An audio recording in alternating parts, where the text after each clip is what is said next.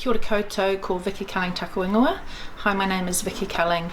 My area of expertise is around pregnancy, baby and infant loss, training, education, support and bereavement support. I have a background in education and social work, and I'm a bereaved parent, so I always talk about my work being a marriage of everything that I've done. So how do I maintain my energy and juggle my interests? I try and pace myself, really. I try to, I work from home, and that is a conscious decision. It doesn't mean that I make a lot of money, but I'm able to manage my time and manage what I do. I make sure I get exercise, maybe not every day, but I have a dog, so that's pretty important to get her out every day. I try and eat well and sleep well, all those really basic things that,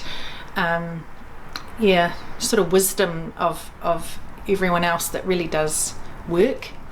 And I try and prioritise and work out what is the most important thing I need to be doing at the moment. So how do I navigate adversity?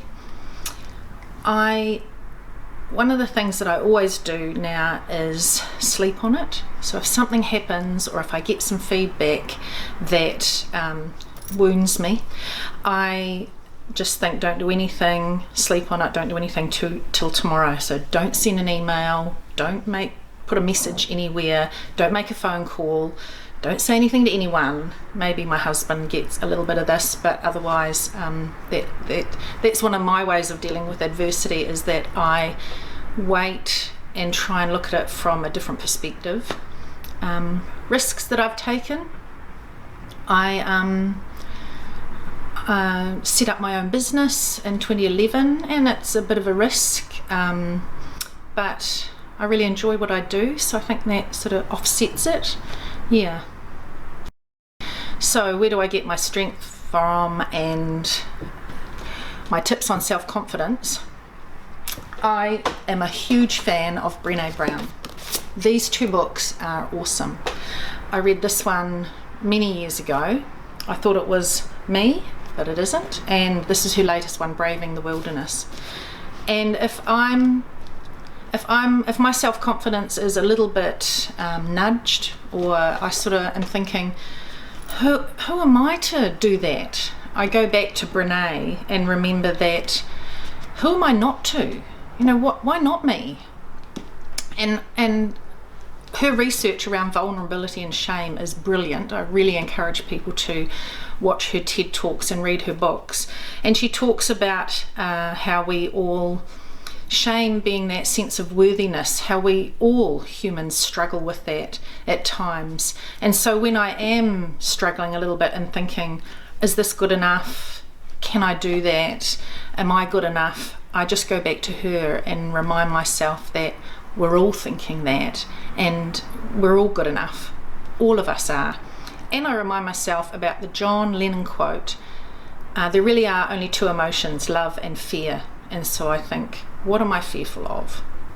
And that's the way I try and boost my self-confidence, I guess. What is my hope for my grandchildren and great-grandchildren? I thought about this earlier today, and thinking about, I would really like them to have a life that I have had. And then I reflected on that and thought, I've had a good life because of many things, and because of privilege, because of who I am. I'm white, middle class, educated, articulate, a little bit intelligent. So I know that the world has accommodated me. So when I think about my grandchildren and great-grandchildren, I hope that they live in a world that accommodates more than just people like me, that accommodates a lot of all of us.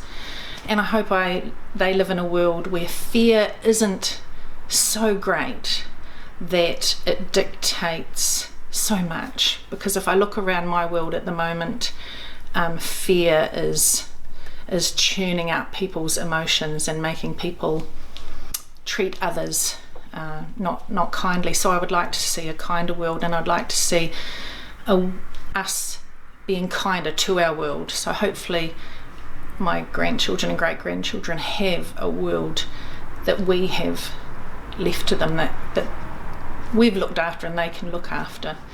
And and it's a sunny, beautiful day here in New Zealand, and I just hope that they have lots of beautiful days like this.